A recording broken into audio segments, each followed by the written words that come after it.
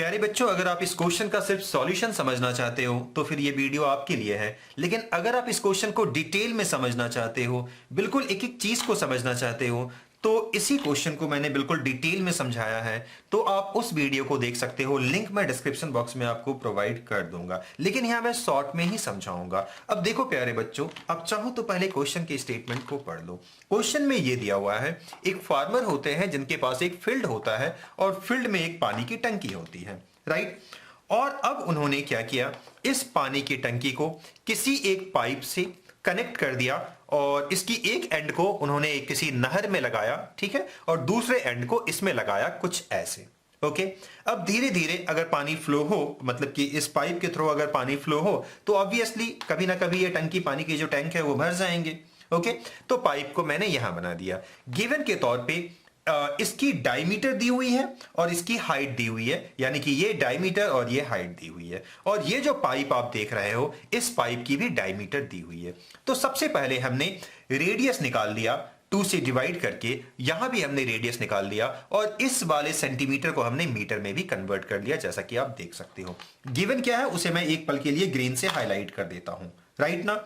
अब हम ये करते हैं, हम दोनों ही केस में वॉल्यूम निकाल लेते हैं। यहां हमने वॉल्यूम निकाला, यहां भी देखो बच्चों हमने वॉल्यूम निकाल दिया, राइट। अब देखो बच्चों, क्वेश्चन में मेन चीज जो है वो ये आपसे पूछा जा रहा है कि ये पानी की जो टंकी है वो कितने देर में भरेंगे। ओके।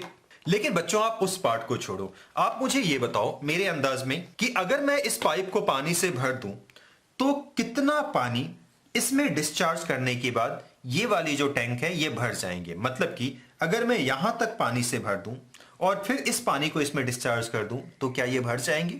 चलो, अगर नहीं तो थोड़ा और बढ़ा लेते हैं, नहीं तो थोड़ा और बढ़ा लेते हैं, और इस तरीके से हम और ज्यादा इसकी लेंथ को बढ़ा लेते हैं। लेकिन एक बार कोई ना कोई तो लेंथ पक्का आएगा, जहां तक फॉर एग्जांपल यहां तक अगर मैं इसे पानी से भर दूं और फिर ये सारे पानी को इसमें डिस्चार्ज कर दूं तो ये वाली टैंक भर जाएंगे।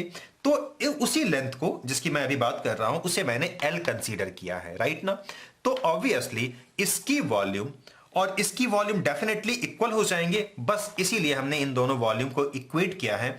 और जिस लेंथ की मैं बात लगातार कर रहा हूं उस लेंथ को हमने फाइंड कर लिया है। यानी कि गिवन डेटा के अकॉर्डिंगली अगर इस पाइप की लेंथ इतना मैं ले लूं, जो कि 5 किलोमीटर ऑब्वियसली होंगे, उतना अगर मैं ले लूं और वहां तक के पानी को, ध्यान देना बच्चों अभी मैंने सेकंड पार्ट को बिल्कुल हटा ही दिया है, राइट ना।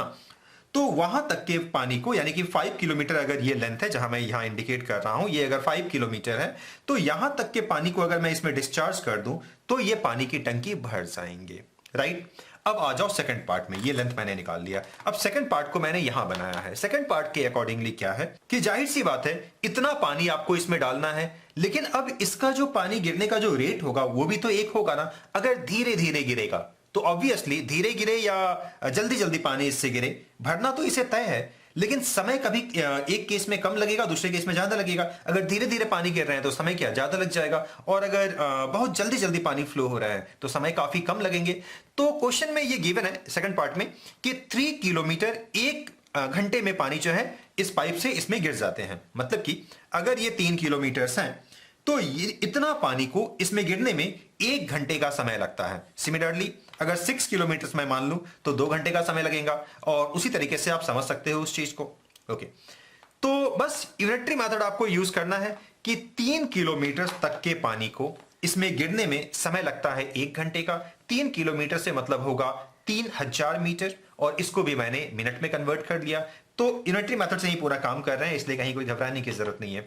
तो 1 मीटर तक के पानी को गिरने में इतना समय लगेगा, और हमें टोटल कितना पानी गिरा देना है, उसमें इतना पानी डिस्चार्ज करवाना है ना।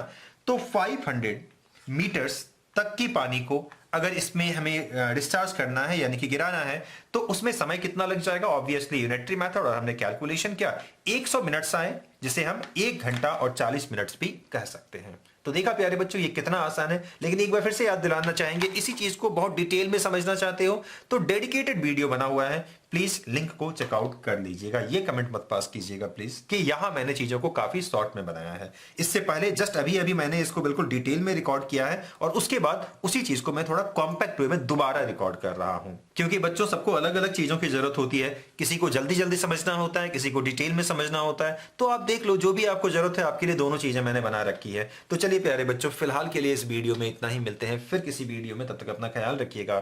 Thank you.